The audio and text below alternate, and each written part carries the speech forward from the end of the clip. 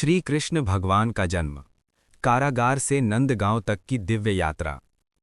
द्वापर युग में मथुरा नगरी का राजा कंस अत्याचारी और अहंकारी था। एक दिन आकाशवाणी हुई कि उसकी बहन देवकी का 8वां पुत्र उसका वध करेगा। ये सुनकर कंस भयभीत हो गया और उसने देवकी तथा उनके पति वसुदेव को कारागार में बंद कर दिया।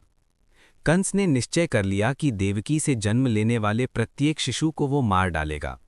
समय बीतता गया। देवकी के 6 पुत्र जन्म लेते ही कंस के हाथों मारे गए। 7वां गर्भ योग माया की कृपा से रोहिणी के गर्भ में स्थानांतरित हुआ, जो आगे चलकर बलराम कहलाए। अब 8वां गर्भ था, स्वयं भगवान विष्णु का अवतार। भाद्रपद मास की कृष्ण पक्ष की अष्टमी, घोर अंधेरी रात, चारों ओर तूफान और वर्षा। आधी रात को कारागार में दिव्य प्रकाश फैल गया। देवकी और वसुदेव के समक्ष चतुर्भुज रूप में भगवान श्री कृष्ण प्रकट हुए।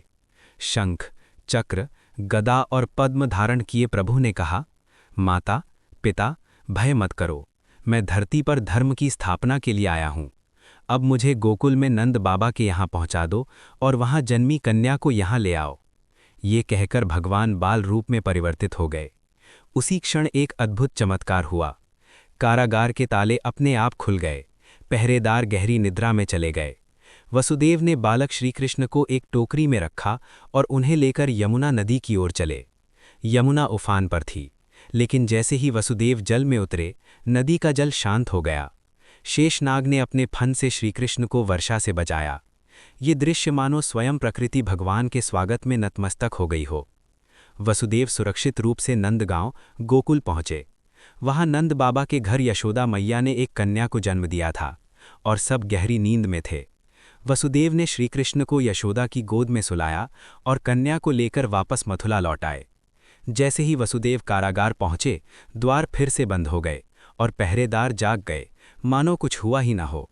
सुबह होते ही कंस को 8वें बालक के जन्म का समाचार मिला। वो दौड़ता हुआ कारागार पहुंचा और कन्या को मारने उठा, लेकिन कन्या उसके हाथ से छूटकर आकाश में चली गई और बोली, हे कंस, जिसे मारने का भय तुम्हें है, वो गोकुल में सुरक्षित है।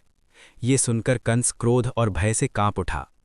उधर गोकुल में नंद बाबा के घर आनंद ही आनंद था। वही बालक आगे चलकर माखन चोर, गोपाल और अंततः अधर्म का नाश करने वाले श्रीकृष्ण बने।